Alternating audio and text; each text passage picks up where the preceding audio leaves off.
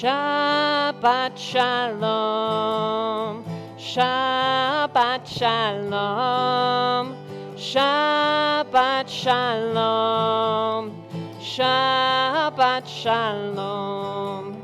Yalai lai lai lai yalai lai lai lai yalai lai lai lai yalai lai yalai lai. Yai lai lai lai lai yai lai lai lai yai lai lai lai yai lai lai yai lai lai yai lai lai lai lai lai lai yai lai lai. Shabbat Shalom, Shabbat Shalom, Shabbat Shalom, Shabbat Shalom. Lai lai, yai lai lai lai yai lai lai lai lai yai lai lai lai lai yai lai lai yai lai lai yai lai lai lai lai yai lai lai lai lai yai lai lai lai lai yai lai lai yai lai lai yai lai lai lai yai lai lai lai yai lai lai lai. Shabbat Shalom, Shabbat Shalom, Shabbat Shalom, Shabbat Shalom, Shabbat Shalom, Shabbat Shalom,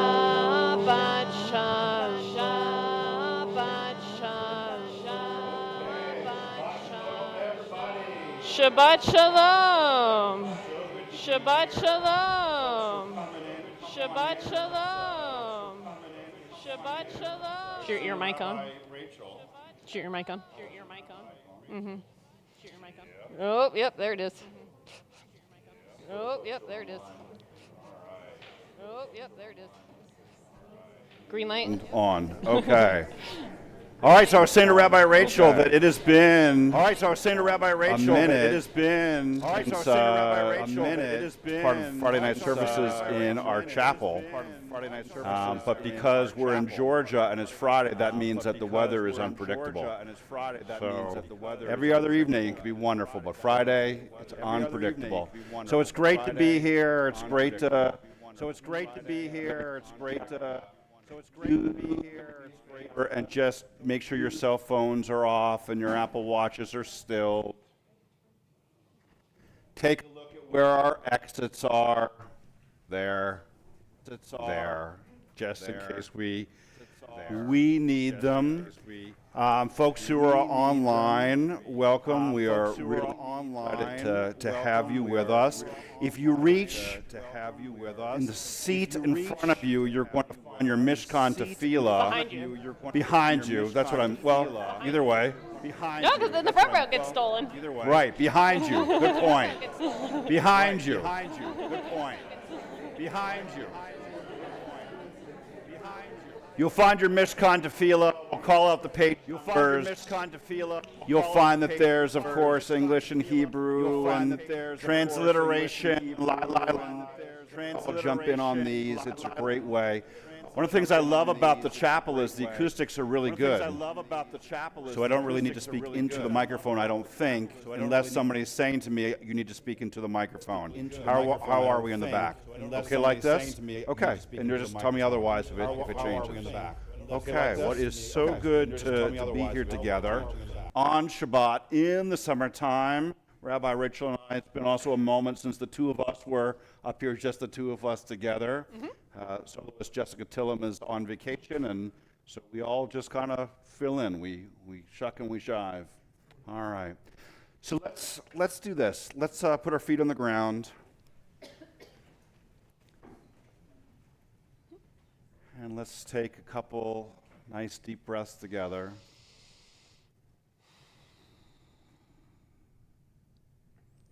And with our first breath, we come into this space.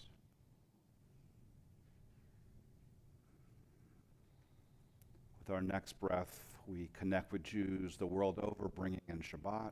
Deep breath in. And with our third breath, we connect to all living things everywhere. Deep breath in together. And out. Okay. So, to light the candles tonight, ladies in the front row, you want to light the candles? The four of you, come on up. And it's like SeaWorld. If you're in the front row, you might get splashed. All right? Come on up together. So I'm going to ask everyone to rise, please. We're on page 120. You know what? Here, let me do the first one. Yeah, page 120. And we Jews have been. Come on up, Nancy. We Jews have been bringing light into the darkness since time began as we know it, and symbolically we do this with our Shabbat candles each week, symbolically bringing in the very best of who and what we are or aspire to be, making sure that we do our part to tikkun olam, to heal a broken world. So together we're going to bring in the light and the warmth and all that delicious Shabbat love. Get ready for our bracha. Baruch atah Adonai Eloheinu melech haolam asher kinishanu b'mitzvotav v'tzivanu lehadlik ner shel Shabbat. Amen. Okay, thank you. And on page 142, you're going to find Shalom Aleichem. And Shalom Aleichem, of course, is the prayer that we say inviting those Shabbat angels into our homes and into our lives. Come on in, we say. Make yourself at peace. Stay a while, and then when you're ready, depart in peace. Page 142. If you'd like to light your own Shabbat candles, it's set up just outside the chapel, I think. Right? Is it there? It's there. All right. So if you'd like to do that, head on out. If you're going to stay in here, have a seat. Shalom Aleichem. Shalom Aleichem, Malachei Asharet, Malachei Elyon. Mi Melech, Malachei Hamlachim, HaKadosh Baruch Hu. Boachem. Boachem l'shalom, Malachei Ashalom, Malachei Elyon. Mi Melech, Malachei Hamlachim, HaKadosh Baruch Hu. Barchuni l'shalom, Malachei Ashalom, Malachei Elyon. Mi Melech, Malachei Hamlachim, HaKadosh Baruch Hu. Seitchem. Seitchem l'shalom, Malachei Ashalom, Malachei Elyon. Mi Melech, Malachei Hamlachim, HaKadosh Baruch Hu. Lai lai. Yai lai lai lai lai, yai lai lai lai lai lai lai, yai lai lai, yai lai lai lai lai. Yai lai lai lai lai, yai lai lai lai lai lai, yai lai lai. As we're waiting for the folks to come back in, I neglected to introduce everybody. So Rabbi Rachel Miller, Rabbi Spike Anderson, take a moment or two and just turn to the people around you and just say, hi, Shabbat Shalom, my name is. There'll be a little quiz in a moment. Reach across, find your neighbors. We're going to need more seats. We're going to need more seats. We just had like 7 walk in.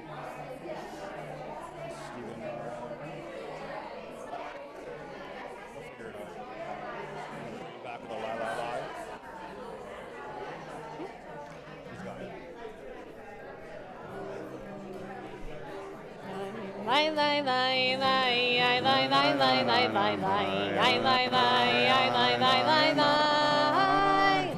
Yai lai lai lai lai, yai lai lai lai lai lai lai, yai lai lai. So we're going to get some more seats in a moment for folks. What a great problem. There's a couple here and there, but there's a couple stories we're going to share tonight There's a couple stories we're going to share tonight, and I want to start off with the first one, sort of a quick introduction. About 2 years ago, Ed Schiffer and I sat down, and we had a couple different sit-downs together.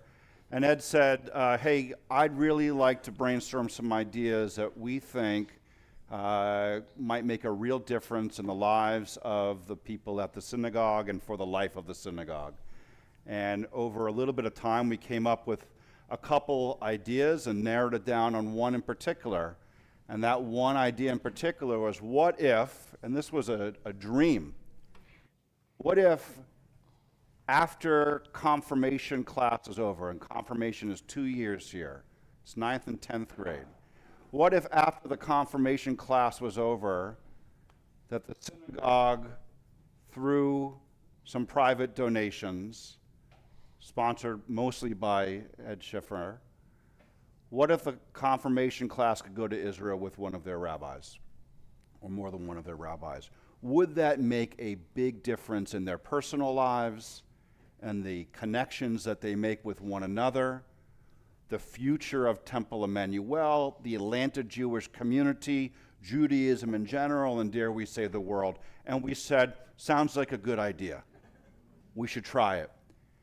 And we put together a plan, was more like a hope more than a plan, that if we offered something really, really good and provided opportunities for that confirmation class to get together a number of times over the course of the year outside of confirmation, X number of Shabbat services that they were required to attend, and social justice projects and youth groups, would they bond in a particular way so that when we went to Israel, they'd have a head start and already be connected more to one another and to the synagogue?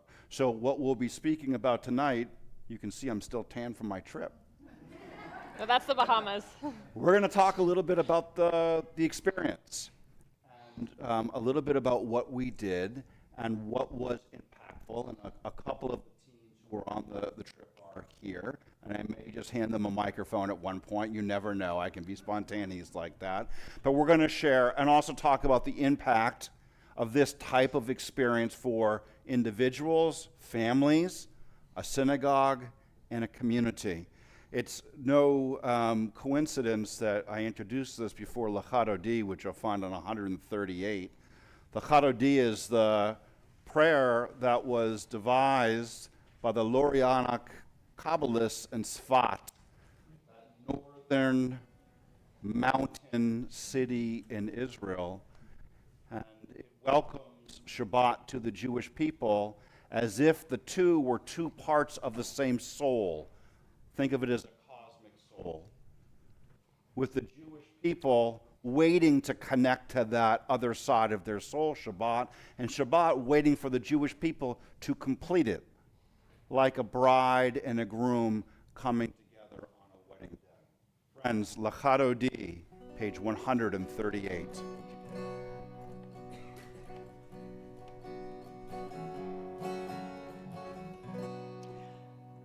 L'Chadodi likrat kala yaladai yaladai yaladai p'nei Shabbat nekabel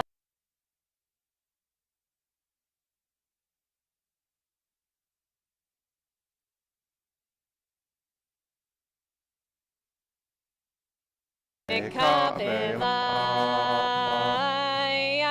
Shamor v'zachor b'dibor echad Hishmi'an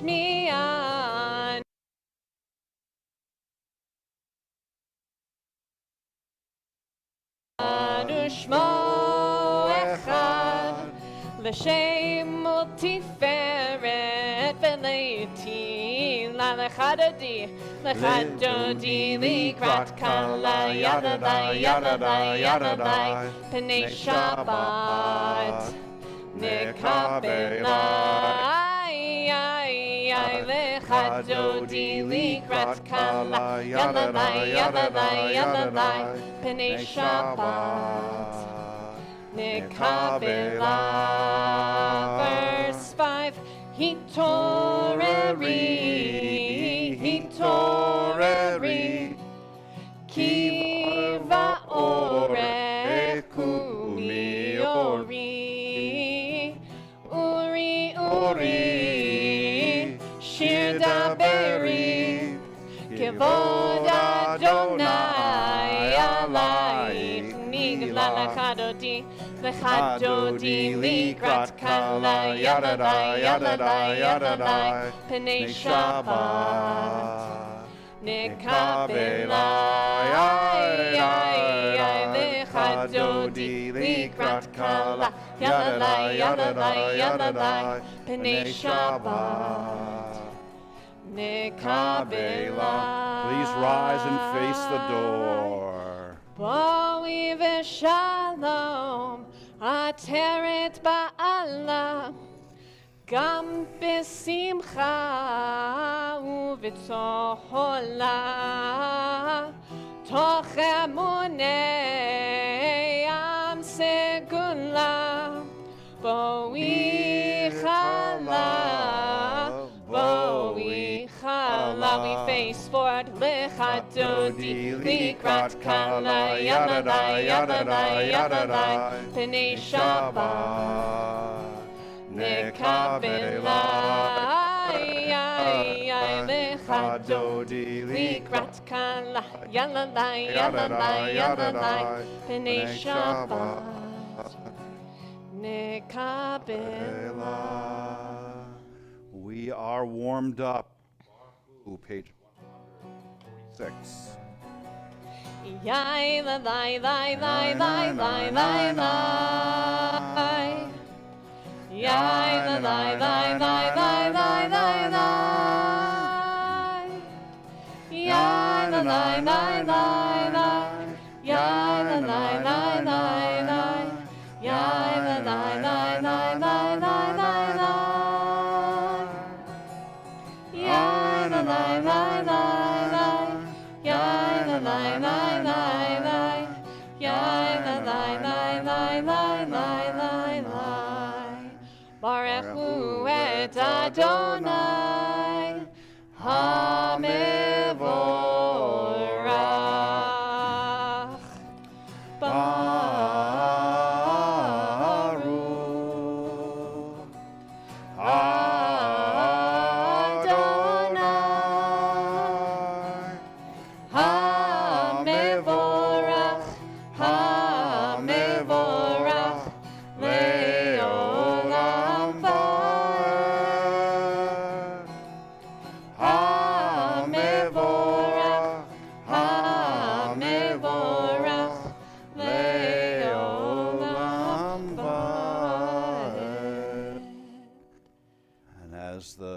Sun begins to set, the evening begins to come.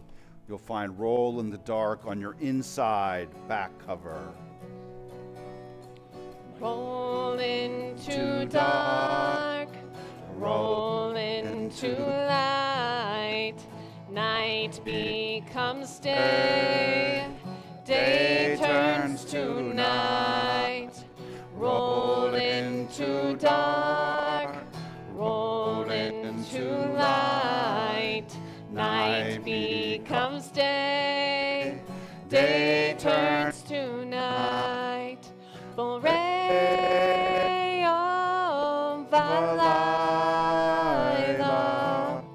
golem or mipnei choshech, golem or mipnei choshech, v'choshech mipnei or. Here we go. Roll into dark, roll into light. Night becomes day, day turns to night. Roll into dark, roll into light. Night becomes day, day turns to night. Shema, page 152. Shema Yisrael Adonai Eloheinu Adonai Echad. Shema Yisrael, Adonai Eloheinu, Adonai Echad. Shema Yisrael, Adonai Eloheinu, Adonai Echad. Shema Yisrael, Adonai Eloheinu, Adonai Echad. Baruch Shem Kevod Malchuto Le'olam Vaed. Please be seated.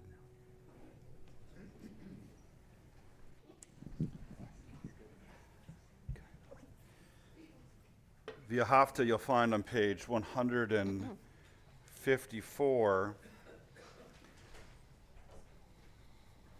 Actually, on page 155, let's pray together in the English, this interpretive translation.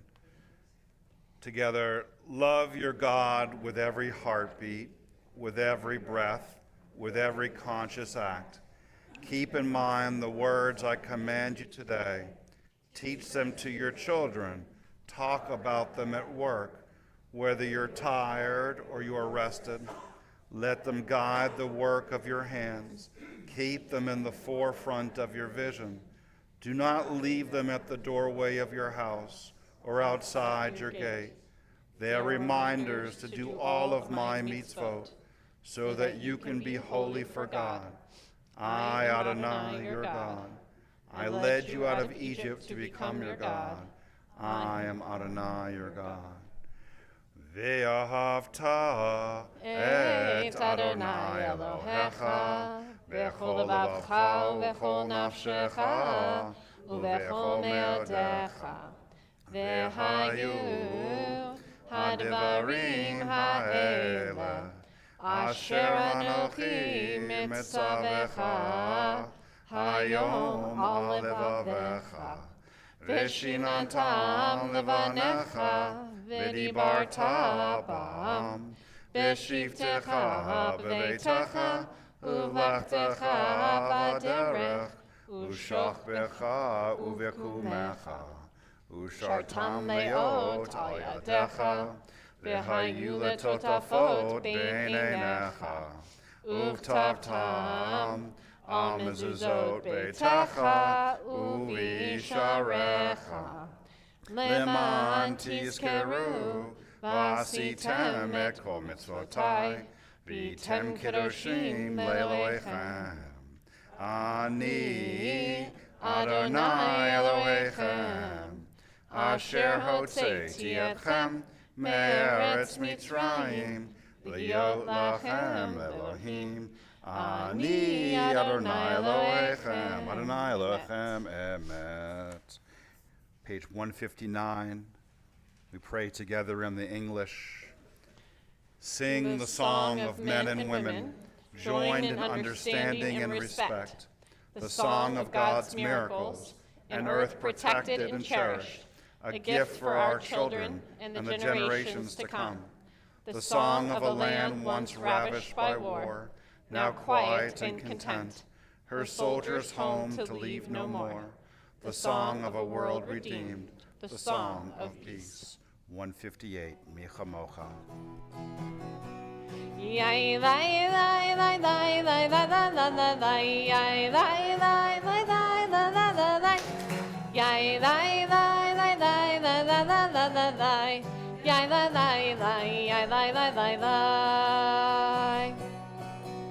Micha mocha ba'elim Adonai, Micha mocha nehedar b'kodesh, Nora tehilo dosei feleh, Nora tehilo dosei feleh. Malchutecha ra'u banecha, bokei hayam lifnei Moshe u'Miriam, Ze'elianu ve'amru, Ze'elianu ve'ameru, Adonai imloch le'olam va'ed, Adonai imloch le'olam va'ed. moment on page 161, we'll do a rendition of Hashkivenu titled Let There Be Love. And the thoughts that we had before jumping into this is the prayer that acknowledges that life is not always rainbows and unicorns, right? There's some really tough stuff that happens, and we as a community last week were susceptible to some of the anti-Semitic demonstrations in front of places of worship. There was a lot of press about that, and that's out there, and that's more than unfortunate. It's part of the realities that we deal with. But soon after, Sunday night? What night was it at the Methodist Church? Wednesday night was at the Methodist Wednesday Church. night. Mm-hmm. That one of the churches, the Methodist Church in East Cobb, The East Cobb Methodist Church, United Methodist Church of East Cobb, they hosted a counter rally in their sanctuary. And it was, according to Rabbi Rachel and Rabbi Max, overflowing. There wasn't a seat in the house. The parking lot was full of good people of all faiths who came together to say what had happened was very much not okay in our neighborhood and on our watch. And one of the rabbis, Dan Dorsch, began his address by saying this is the first time in his memory of being part of this Georgia religious communal weaving that a group other than Jews put together a response to anti-Semitism. Usually when it happens, it's us rallying each other and trying to invite some friends to join us. But in this particular case, and really, hats off, kudos, kol hakavod, and thank you to this group of Christians, brothers and sisters, who organized and invited us and others to come and say, this is not okay. So hopefully the second part of that is really the takeaway. There's bad stuff out there. We know there is, okay? And there's also really good stuff and really good people out there as well. So it's up to us to make those bridges, extend those hands, and when they're extended to us, to reach out, to come back, to stand up, and to show up. Let There Be Love, 161. Let there be love and understanding among us. Let peace and friendship be our shelter from life's storms. Let there be love. Let there be love and understanding among us.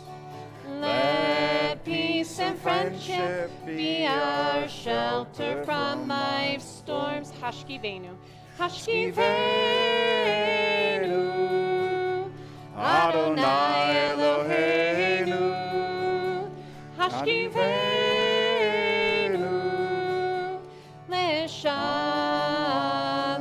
Let there be love.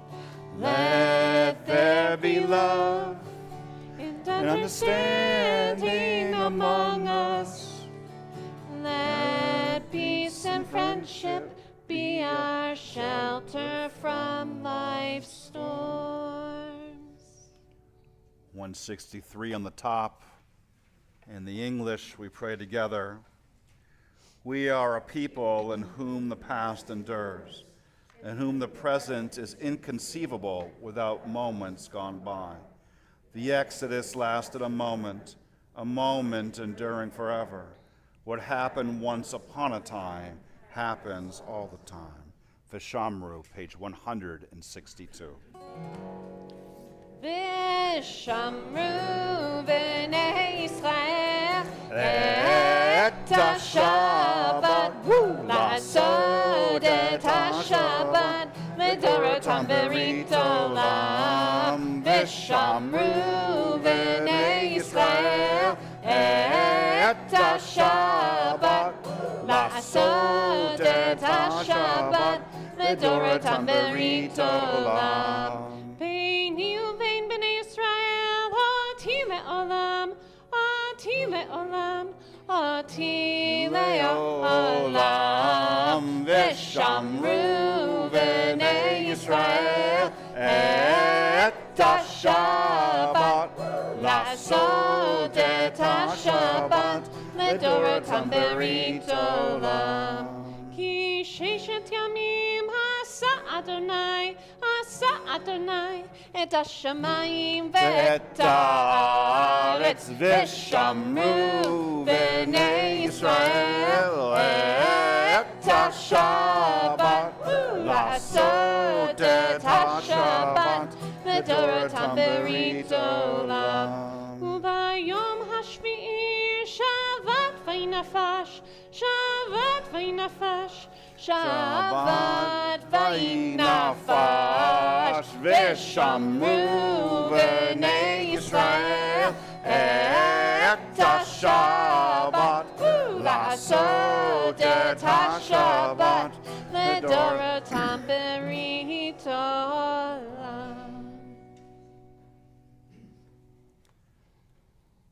There's an origin story of the Jewish people which actually sets a paradigm both for our spiritual striving as a nation and our traveling as individuals both forward and into self.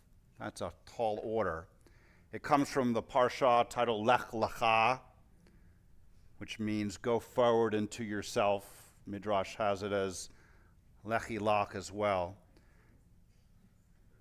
You have Abraham and Sarah who are, and again, every time we talk Torah, you're supposed to see yourself in the Torah. We're supposed to see ourselves, our story in the Torah, so that it's a continuous evolving story and document. Abraham and Sarah were in the land of Haran, sort of doing their thing. And it seems like they were doing fine. Not great, but fine. They had enough, and they were not discovering, as a result of being fine, their life's purpose. Everything was just okay. Until one day they get the call from God. This is where you get the idea of a calling. Lech lecha, lechi lach. Take yourself forward from this place that you're fine, and go forward with me as your partner, says God, towards this land that I'm going to show you. Now, this land turns out to be Israel. This is the paradigm. Lech lecha is both an imperative, right? Like go, sit, take yourself forward, an imperative, but also a reflexive. So it is both at the same time, take yourself forward and take yourself inward at the same time. So many of us who've done any type of real travel understand that when you are traveling, you learn a ton about yourself and the world around you. But this particular commandment isn't just to take yourself forward and travel, it's to take yourself forward and travel to this land that I will show you, to this place called Israel. Now, there were many people over the last year who, when they found out that Stacy and I were going to be chaperones for 27, 16, and 17-year-olds, said that we are crazy. It's not something that most people would willingly subject themselves to. But I will tell you that these teens were amazing. And a lot of them they and their families, almost all had never been to Israel before. And so there was a tremendous amount of trust. There really was a call of lech lecha, lechi lach. Take yourself forward to this place that you haven't been to yet, that you heard of, that you've read about, that you've studied, but you don't know. There's an act of faith in that. Lech lecha, lechi lach. So for more than a year, we put together the itinerary, and we had a very particular agenda, and that is we wanted to have each one of our teens, we didn't know there was going to be so many, we were glad there were, each one of the teens, by the end of our 10-day or so trip, fall in love with Israel, engage with Israel, understand Israel with all its complexities. By the way, in America, we've got July 4th coming up. We live in a complex country. Israel is a complex country too. To understand the complexities, to engage with the country, with the people, to fall in love with it, despite its imperfections, or maybe because of them.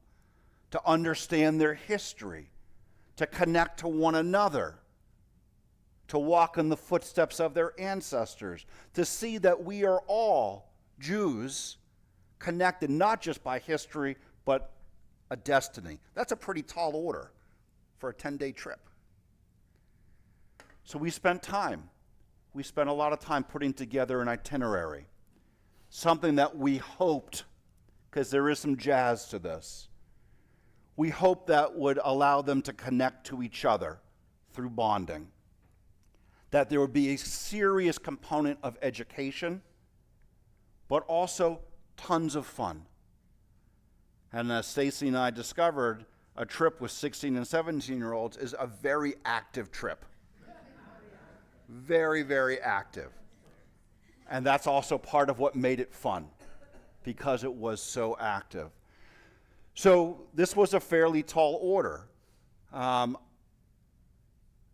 it couldn't have come at a more important time. If you look at where we are as a Jewish people with our relationship, our evolving relationship with the state of Israel, right? With Israelis' evolving relationship with their state, sometimes called the Great Jewish Experiment.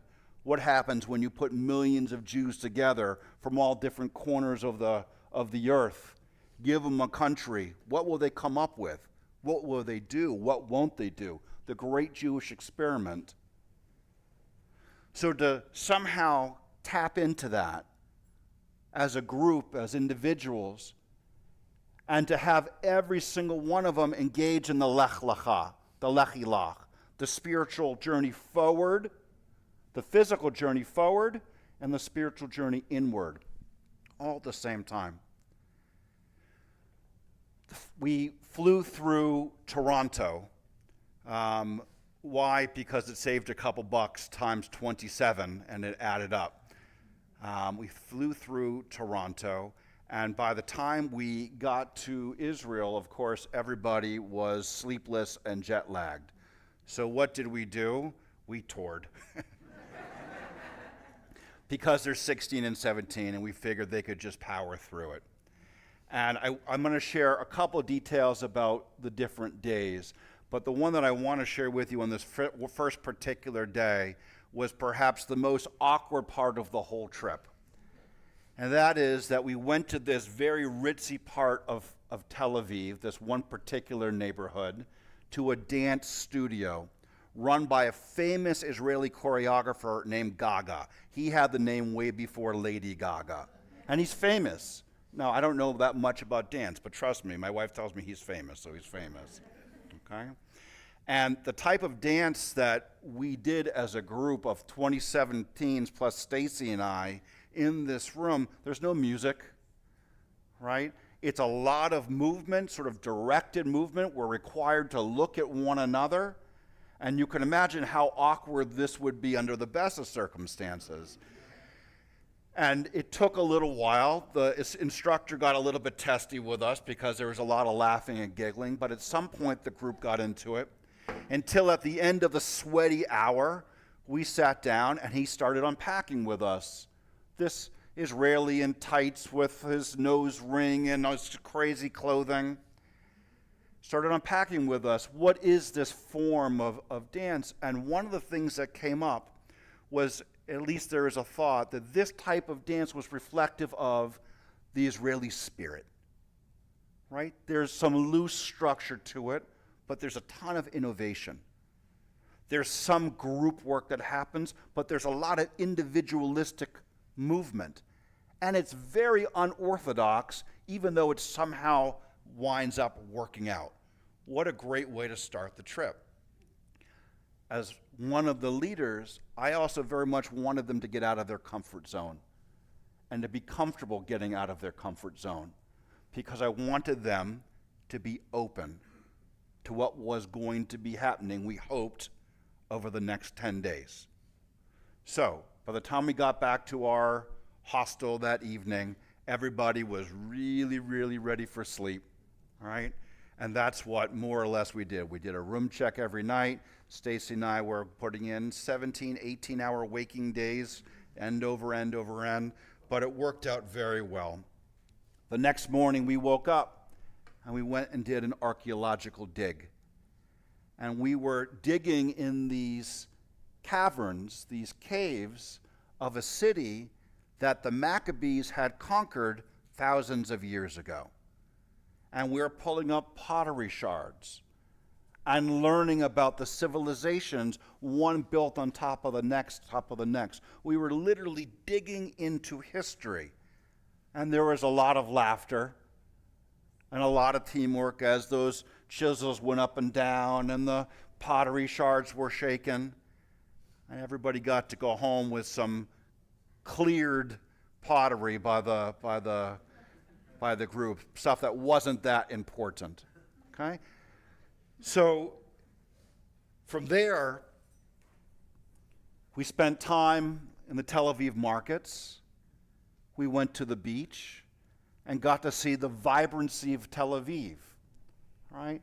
Wall to wall with Israelis, mostly Jews, who were engaged on the beach in capoeira and fire dancing and that paddle game that they play back and forth all day long, and swimming and hanging out, seeing the vibrancy of, for the most part, secular Israel society. And we hopped on a boat and took a cruise around the Jaffa harbor, and there was something really special about blasting the Israeli tunes as we're overlooking this ancient port, the same port which Jonah had tried to flee from, the same port that, which king? One of the kings had his boats coming in to do his big building project. It wasn't Herod, it was before him, but the same one. And I remember talking with a number of the kids as we're looking out into the horizon. Isn't this just the ultimate symbol of where their life is right now? Everything open, everything ahead of them, all opportunities right there, surrounded by friends and tradition, right? And moving into the world. It was a tangible, beautiful moment. The next morning, and there's lots that I'm not going over. These were long days. But the next morning, we went to Ramla, and we went to the city of Lod, which is, they claim, the second oldest city in the world. In the world.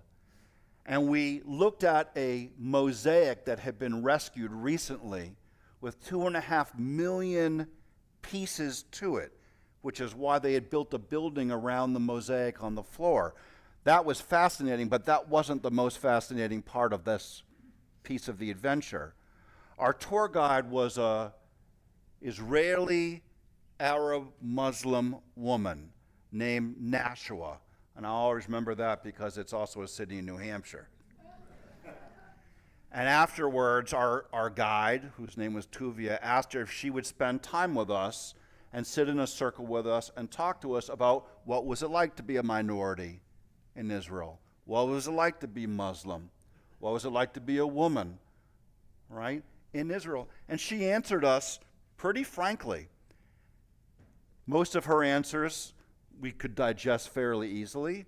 Some of them we had to think about for a while, but we got an honest look, at least in that moment, it seemed to be an honest look, of some of the diversity, not all kumbaya, within the Israeli society. And from there, we went to Samir's restaurant, which is where Rabbi Max spent a lot of time in his year in Israel. They loved Rabbi Max so much that they rolled out the red carpet. This was owned by a Christian Palestinian family. They rolled out the red carpet. They shot videos for me to send to Rabbi Max, and they treated us with such hospitality that the little grandma who ran the place, everybody wanted to bring her home. From there, we went to Nahalat Binyamin Arts Fair, which happens in Tel Aviv, and we saw some street crafts and also went through the market. And this is with all the sights and the smells and the noise and the touching. It's mayhem, but it's mayhem that you quickly feel yourself become a part of, right? Now, all along, we kept on emphasizing this is not just an exotic vacation somewhere. This is to your, whether you've been here or not, to your second home. And these people, most of them who you see, if your relatives had zigged instead of zagged, you'd be there. And they might be here. Cousins, right? Over and over again, the kids kept on commenting that everybody they met with was so welcoming and so friendly. Some of the guys on the trip played a game where they would dare each other to go and talk to random people to start real conversations.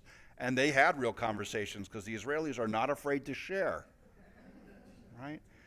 Conversations with women in their 60s who moved from France, and guys who were working in the coffee shops, and the cab drivers and the bus drivers.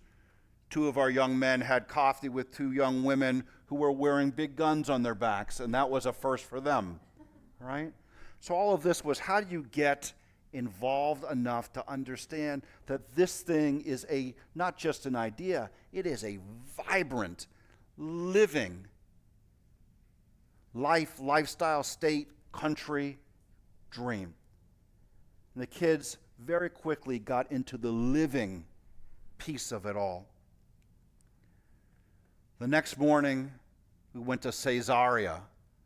Caesarea is on the coast. It was one of King Herod's many, many building projects. He had one of his many palaces there.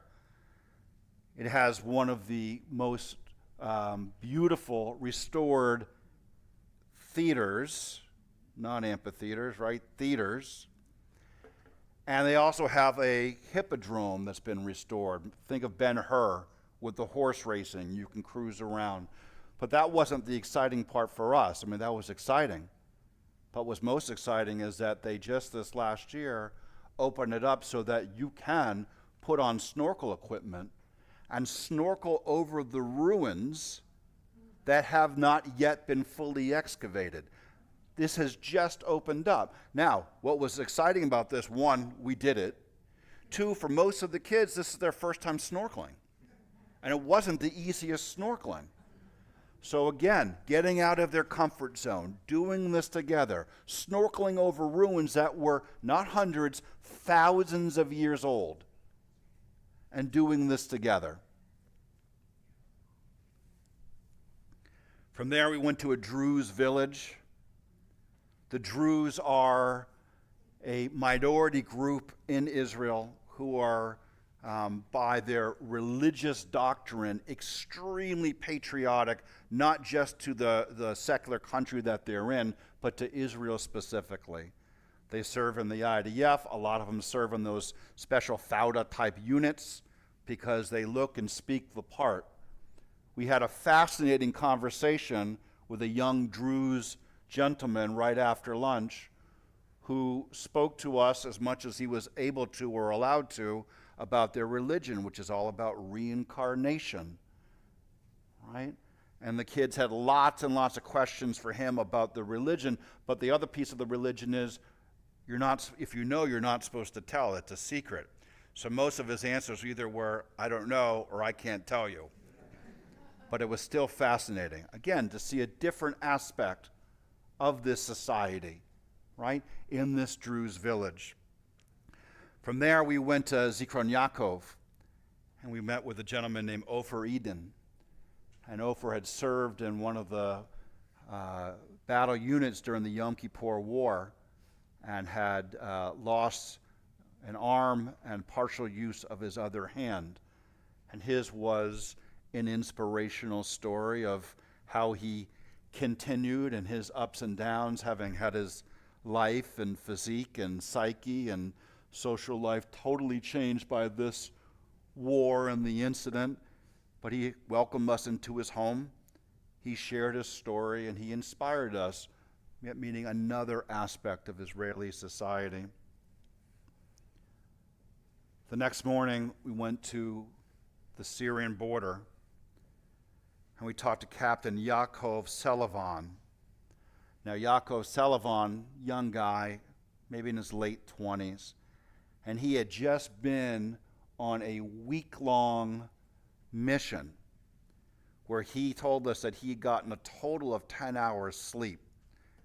Now, what was amazing to me was not just that he was there without having slept, he was there talking to our group because he was friends with our guide, but that his wife had guests at their house waiting to have breakfast with him as a celebration of him returning, and he was spending time with us.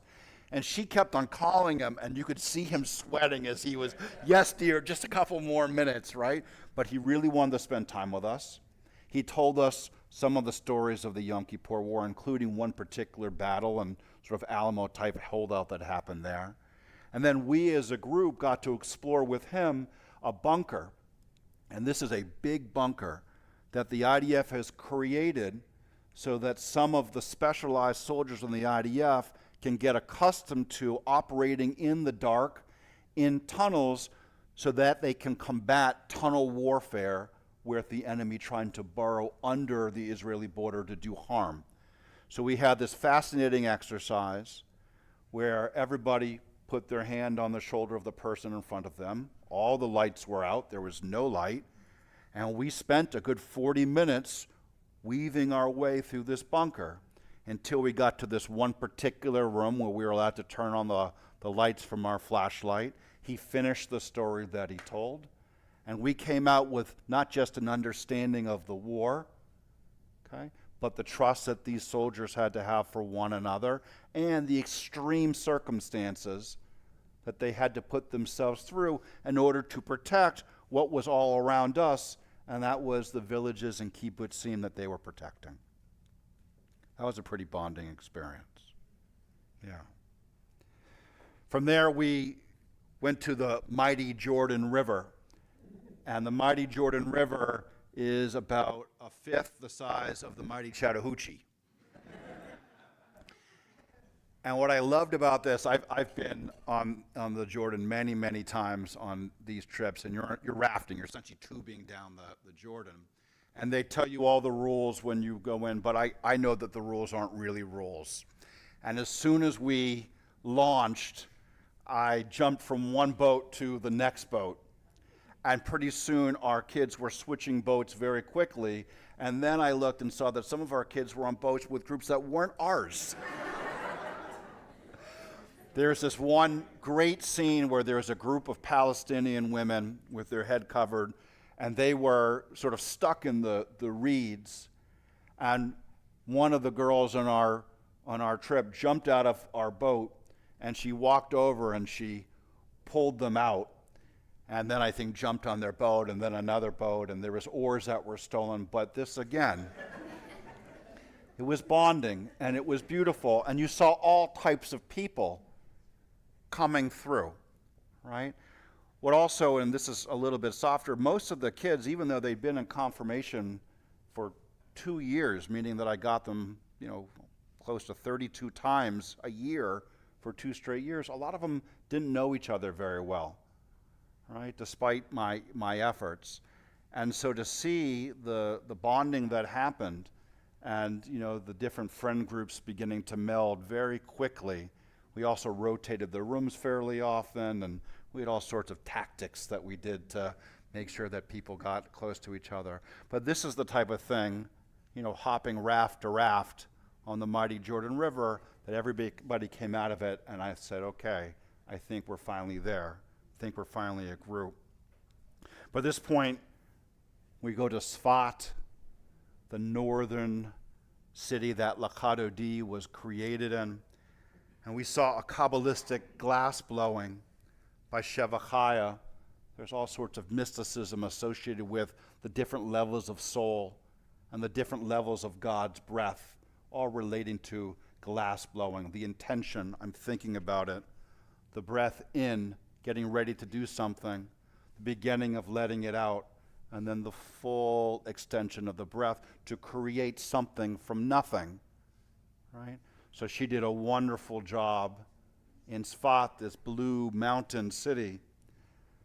From there, perhaps the most touching moment of the trip, and this is Friday afternoon, or Friday early afternoon, and we need to be in Jerusalem by Shabbat.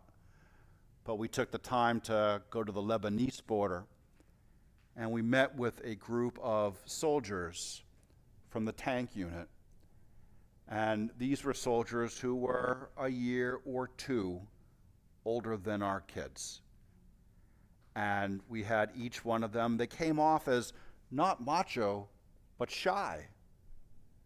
And we had each one of them, mostly through translation, introduce themselves, say where they lived, where their family came from, and it was all over the map, how many brothers and sisters they had, and sort of generally what they did as part of the unit. And there was embraces between our kids and these soldiers, and handshakes and tears, and I can't explain to you why it was so emotional, but it was. And reading through the testimonials of the kids, this particular interaction was amongst the most powerful that they had. I think because they realize that as they are getting geared up to throw some elbows to get into the college of their choice and spend their late teens and early 20s in university, right, hopefully doing some studying, right, that their counterparts in Israel are on the Lebanese and Syrian border, right, in tank units, going sleepless nights through hot days to protect the rest of them, right? And then they go to university when they're in their mid to late 20s. So there's a realization of some differences, some privilege, right? But also some of the stakes that go into having a country. What does it mean to have this country, right? That everybody serves. Not everybody. Most people serve, right? So from there, we have our bus ride back to Jerusalem. And our accommodations all the way through, they were appropriate for a teen trip, all right? And the difference was that Stacy and I each had our own room and the kids shared a room, right? But when we get to Jerusalem, it is just pure mayhem. We got there late. We were running late the whole trip. We got there late. Shabbat's coming, and this hotel had a great location, but was inexpensive enough that most of the people who were staying there were Israeli religious families with lots of kids, okay? Ultra-Orthodox. So you can imagine the scene. Shabbat's coming. We've got this group of 30 of us sitting in the lobby with our luggage. We're trying to get the rooms. They're handing us the keys. Clearly the rooms aren't right. There's all sorts of mistakes.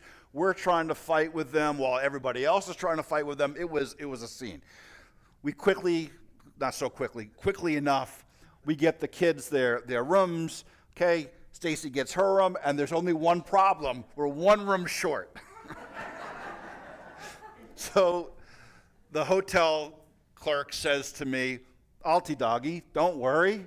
Okay, yesh lanu cheder echad od. We have one more room available." Okay, I don't care as long as there's a room.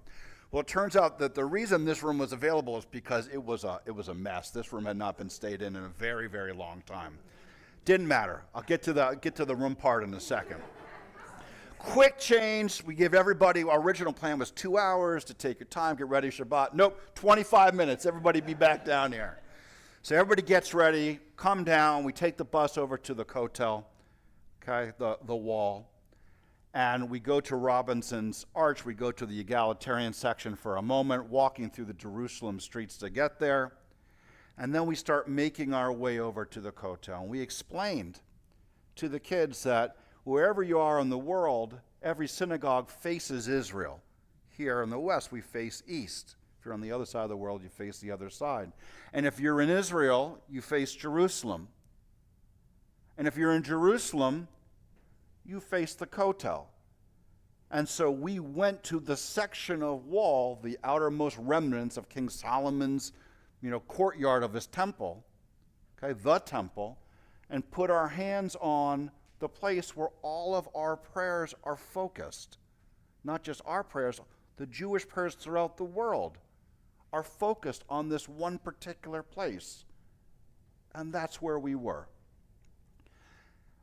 It was surprising to me that some of the kids, including some of the kids who were, really didn't know what to make of all of this, one in particular says she put her hand on the wall and felt a shock of energy going through it. And the reason it's not surprising is because I feel that every time I go to the wall, but not everybody does. And I'm not saying there's anything better or worse, but some people do. And others amongst us said that what they couldn't believe and just cherished and relished was all of the different types of Jews. The ones wearing the big fur hats, and the ones wearing the shorts, and the army uniforms, and the crew cuts, and the paper kippas that they pass out at the time. That people were there and they felt like they were a part of something. Now, there's all sorts of politics attached to the kotel and the women's section and the man's section. I don't want to sugarcoat it, but in that moment, it was a powerful, powerful thing for us to experience. And then we came back and had dinner at the hotel, and all the different religious groups were doing their dinners with their singing and their prayers. Okay, now let me get to this little piece of the story, and then we'll start to wrap up. Okay, so it's now midnight. Okay, it's been a long day. We started this day at 7 a.m. And I go to the 6th floor, which is the one floor, Stacey and I both were staying there, which hadn't been renovated in this hotel. So they gave us it wasn't the best. And I go to my room. Now, on the way up to the room, one of the clerks had come up to me with me, and he'd come into my room with me and said, I think he said this, my Hebrew isn't always perfect. He said, you have a double door, like this is a double occupancy, and on the other side is another room. You can go into their room, but they can't go into yours, but don't go in. Okay, no problem. I won't I won't go into their room. So it turns out as I'm heading down this hall, there's this loud singing happening, clearly a group of people. And my door connected not to somebody's bedroom, but to a little meeting space, maybe this big, where there was 40 Yemenite rabbinic students crammed in there having a Shabbat sing-along. Getting very, very loud. So I look in, and it's one of these things where no matter what I said or did, it wouldn't matter. They weren't going to be quiet. So when they invited me in, I came in. They sat me in what I thought was the seat of honor. I'm not so sure. They poured me a thimble of beer. And the way that this worked is one group would be singing, and then if another group, wanted a different song, there'd be sort of a battle of the bands type thing. And at a particular point, one of the guys sitting next to me stood up and proceeded to tell a 45-minute story. Interrupted often, and there was shtick. I mean, this guy was Borscht Belt, but Yemenite Borscht Belt. You go figure. And every time, I guess the story started to lull, different groups would start singing almost in jest of him. I apparently was the comic relief because he kept on having me stand up, speaking to me, but I had a good sense of humor about it. Every time he did that, he was at the end, he would say, l'chaim with the cheers, but then we started doing that thing where you cross the arms. These are the nicest guys in the world. The nicest. Oh, and it was very sweet because probably 6 or 7 of them, and this is midnight past, had infants with them, either on their laps or in carriages. Right, that this is part of what they were doing. So this turned out to be a seminary. This was their once-a-year getaway, and at the end of my rope, so 1:30 or so, I stood up and I said, in my best Hebrew, gentlemen, thank you so much. You're a wonderful group. There's good news and bad news. The good news is you're amazing and don't ever lose us. The bad news is that door there leads to my bedroom and I have to go to sleep. But continue. So about half an hour later, they did finish up, but they invited me the next morning after lunch, and we took the kids to an egalitarian Orthodox synagogue the next morning.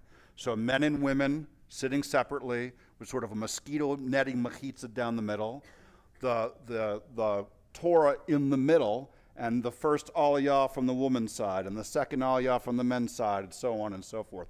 Very, very interesting.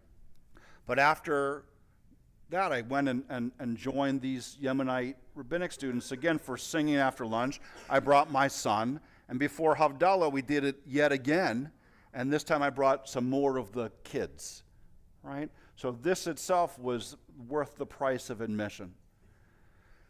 The trip kept going, and each day just got better and better, but I want to tell three little more pieces, okay, related to what we did before Hashkivenu. So we're in Jerusalem, and one of our evenings consists of what's called the silent traveling disco. Okay? So now imagine, everybody, you each have a headset on, okay? There's music that we're all hearing, and there's a guy who's on a microphone who's speaking, so we can hear the music, and we're dancing, but nobody else can hear a sound, okay? And he was very good about sort of getting us out of our comfort zone and, different people leading it. And then he started to walk us around Jerusalem in different dances. So here you've got this big group, ecstatic, dancing around Jerusalem, okay? And coming up to different people. Like imagine like a 9-year-old Hasidic boy who all of a sudden has 30 people dancing all around him. And it was... Everybody said that it was not just one of the highlights of the trip, but one of the most fun things they'd ever done in their life. In their life. Now, this was a highlight, and I'm glad we did it then, because the next morning we went to Yad Vashem. Okay? Yad Vashem is the Holocaust Museum. And there was a method to this all. Right? That we have these experiences. This is what we can create together, the Jewish world with all these experiences. And yet, what is the price that's paid when we don't have a place that we can go? Right? What happens when we are kicked around and a group decides that they're going to exterminate us because? Right? It was what you expect. There were lots of tears. It was very, very hard. For those who have been the Children's Memorial, where there are reflecting candles representing the 1.5 million children murdered in the Holocaust, was nothing short of haunting and resounding. From there, we went to Har Herzl, which is right across the way. That's the military cemetery. And our tour guide, who I've known for 30 years, I know him very well, and he served in Lebanon as a medic. And he brought us to the graves of some of his friends from his unit and shared appropriately stories. And so we got to see the price of having a country, that freedom is not free. And then we finished this particular part of the evening by going to the vibrant market in Jerusalem. And again, seeing the sights and the smells and the sounds and the hustle and bustle of what living Jews and Judaism feels like. That's the only way to finish a day like that. Otherwise, you might just pull the covers above your head and not come out for days. Later that night, we had dinner with Head Schiffer and Diane and the Newports and Peter and Linda. Got to share some stories there. And the trip went on and on for the 10 days or so. Every day we seemed to get deeper. Every day the kids got closer. And every day there was a different level of connection to self, to one another, to their rabbi and I to them, right? To their synagogue, to their Judaism, right? To the Jewish people. I was sharing with a few people, my wife and Rabbi Max and Rabbi Rachel and Ed Schiffer this afternoon, that in my 15 years of being a rabbi, that this trip, and I've led lots of trips, that this trip was by far the most impactful rabbinic thing I've done, that I've been a part of, right? In part because of what we were doing and why we're doing it and who we're doing it with and the age that they are and the place we are in the world. But I think also in part because that was my step in the journey of Lech Lecha and Lechi Lach. So I want to finish by reading two short testimonials from the kids. Two of many. And we're putting together all sorts of stuff.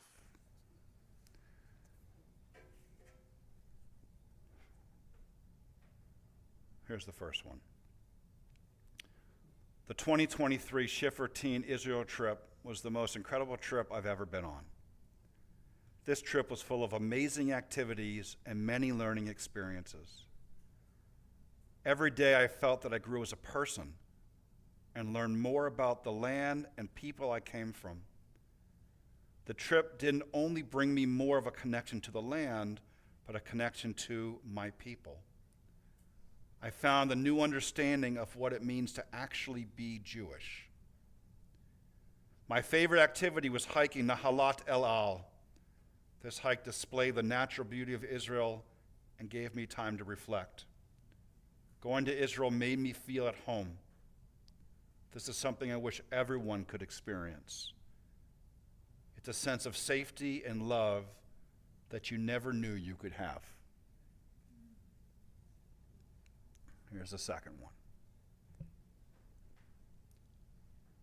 My Israel trip experience seems impossible to explain to others. I never expected the overall impact this trip would truly have on me forever. There were so many highlights, but I especially enjoyed feeling at home in this country, so far away from my other home. Getting to really know the people I've known, in quotes, for so many years, while experiencing this once-in-a-lifetime trip was truly incredible. I never expected the genuine connection I felt being in the country, and the people could not have been more welcoming.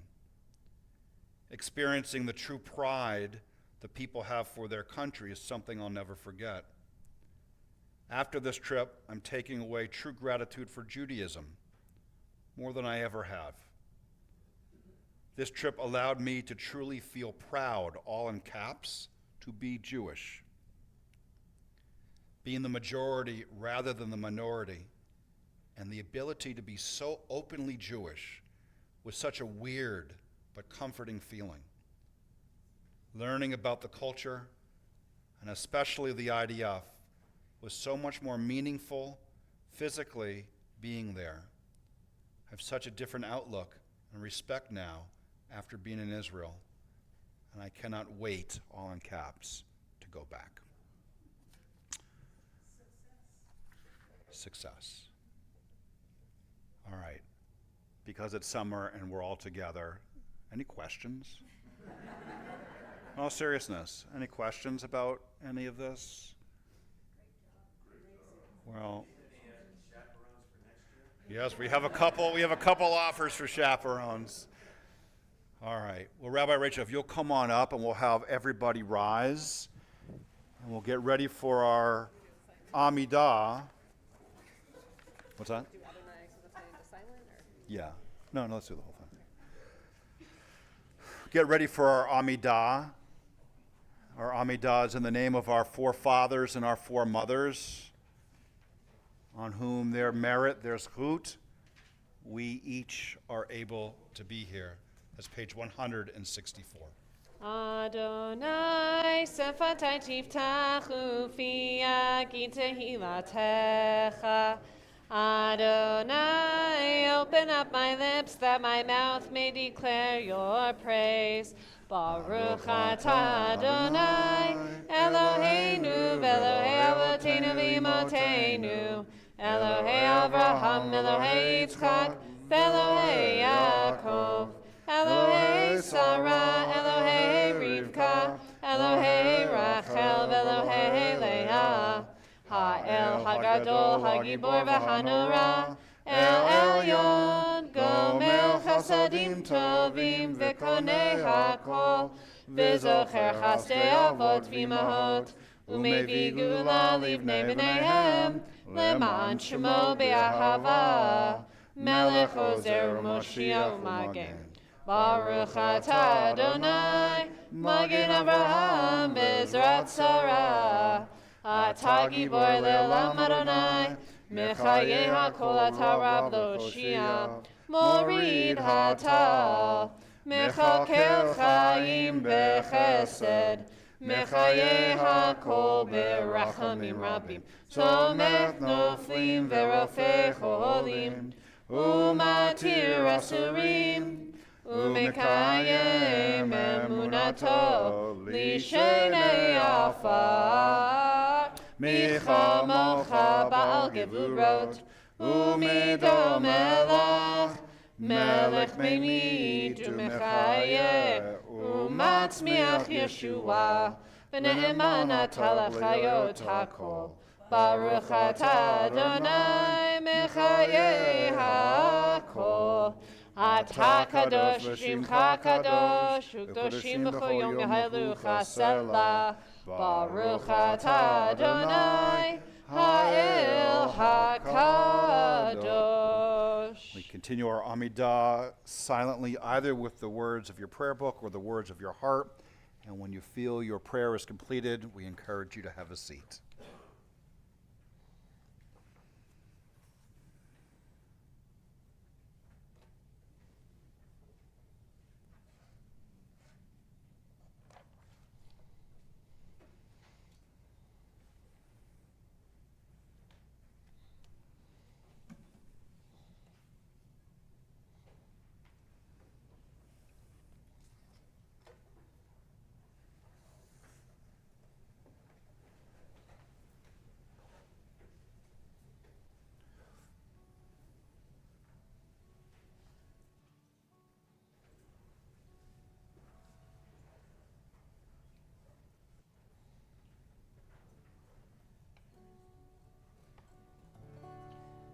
Shalom Rahav al Yisrael Amcha Tasim Ne'olam. Shalom Rahav al Yisrael Amcha Tasim Ne'olam. Ki atahu melech adon lechol hashalom. Ki atahu melech adon lechol hashalom. Shalom Rahav al Yisrael Amcha Tasim Ne'olam. Shalom Rahav al Yisrael Amcha Tasim Ne'olam.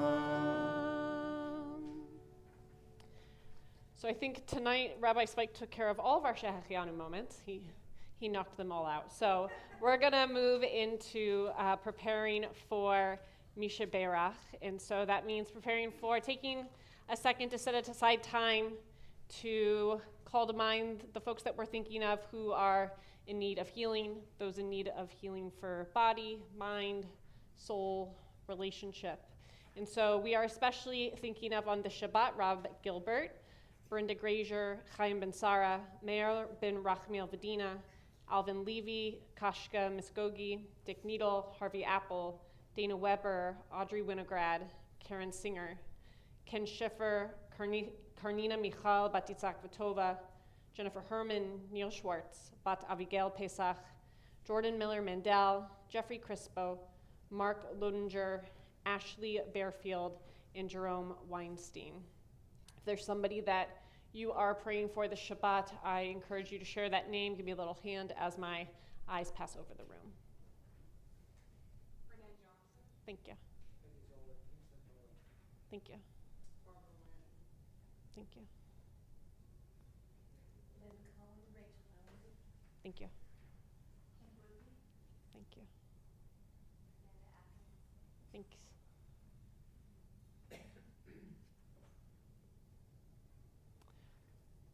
Friends, we turn to page 371. I'll ask that you Please rise. If your neighbor's okay with it, wrap an arm around one another as we join together in these words.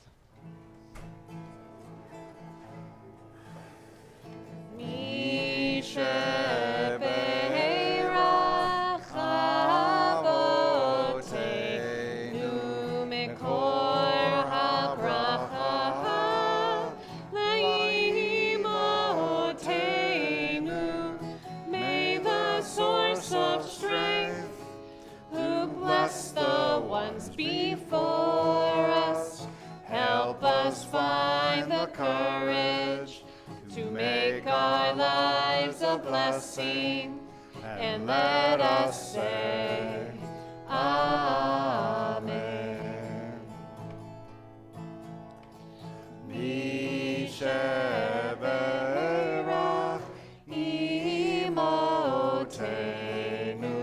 mikor habracha Lavotenu.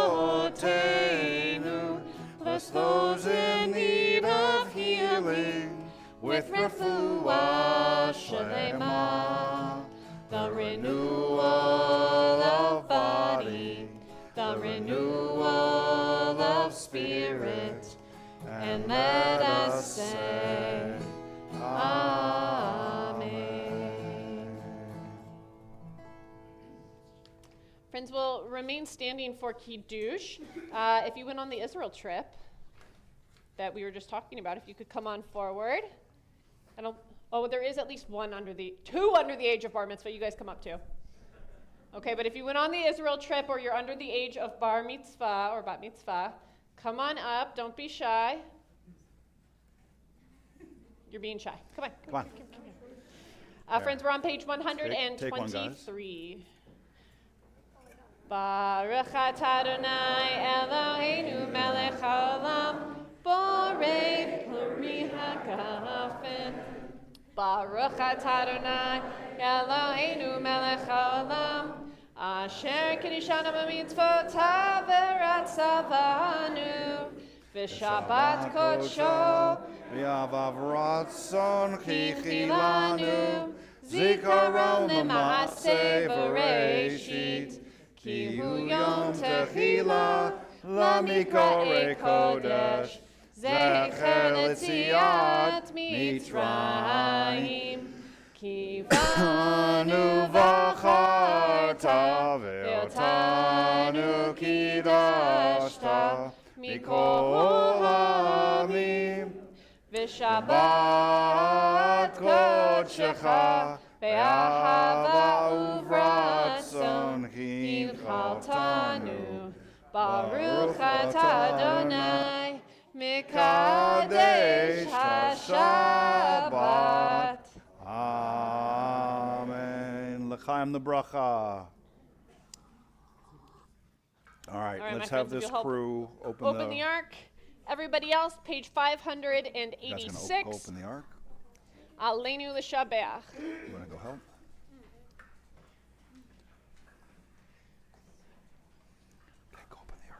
Yep. Aleinu l'shabeach l'adon hakol l'ateit gidula liotzer breshit shelo asanu kulei haratzot velo samanu kamishpachat adama shelo sam chelkeinu kahem v'gor aleinu kechol hamonam v'anachnu korim ומשתחווים ומודים לפני מלך מלכי המלכים הקדוש ברוך הוא ונאמר והיה אדוני למלך כל הארץ ביום ההוא יהיה אדוני אחד ושמו echad. Perfect.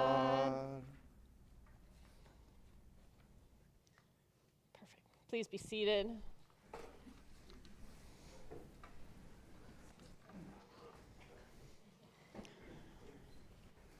As we do with each service, we set aside time intentionally to call to mind the memories of loved ones, those who have died in recent days or in seasons past. And so we are in a period of Shloshim for Maxine Rosen, and we are observing the yard sites for Sylvia Auerbach, Eddie Kojak, Mitzi Rochelle Echt, Rita Florsheim, Joseph Foreman, Martin David Friedlander, Morris Goldstein, Myron Greenspan, Harry Aaron Gummer, Harriet Ivers, Monroe Jacobson, Heidi Kolbersch, Stephen Lazaroff, Bernard Legum, Alexander Levitt, Michael Allen Lombroso, Frederick H. Mayer, Simon Morris, Meyer Morris, Bernard G. Newport, Ann Piasek, James Postel, Florence Reese, Miriam Rittenbaum, Harriet Ray Fector Romano, Jacqueline Rosenblum, David Satloff, David Silverman, Julius Sonnenschein, and Gabriel Walensky. If you are in a period of Shloshim, the first 30 days mourning the loss of a loved one, I invite you to rise so we may recognize you. If you are in Yud Bet, the first year mourning the loss of a loved one, we invite you to rise so we may recognize you. If on this Shabbat you are observing a yard site, a death anniversary of a loved one, we invite you to rise so we may recognize you.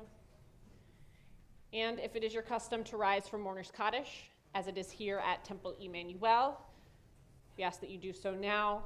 Kadisha Tome, page 598. Yitgadal v'yitkadash shemei Rabbah. Amen. Be'alma divrach hirtei v'yamlich malchutei. B'chayachon uvyomechon uv'chayei dechol Beit Yisrael. B'agalav v'izman kari v'imru. Amen. Yehei shmei Rabbah mevarach le'olam olamei almaya. Yitbarach v'yishtabach v'yitpa'ar v'yitromam v'yitnaseh. V'it hadar, v'it ale, v'it halal, shemei d'kudesha b'richu. Le'ela min kol birchata v'shirata. Tush b'chata v'nechebata. Tamiran be'alma v'imru. Amen. Yehei shlama rabba min shemaya. V'chayim aleinu ve'al kol Yisrael v'imru. Amen. Osei shalom b'romav. Hu ya'asei shalom. Aleinu ve'al kol Yisrael v'imru. Amen. Oh, say shalom b'rama, Huya say shalom aleinu, ve'al kol Yisrael, ve'al kol yoshvei tevel, ve'imru. Amen.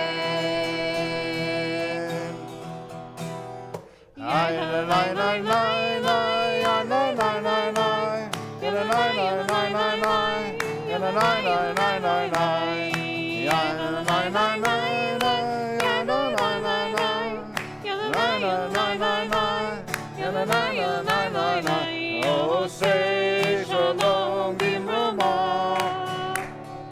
Uya say shalom aleinu, ve'al kol Yisrael, ve'al kol yoshvei tevel, ve'imru.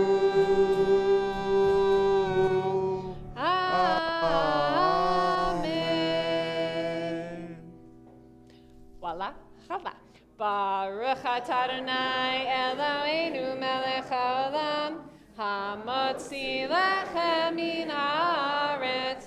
Shabbat shalom. Shabbat shalom, everybody. Shabbat shalom, everyone.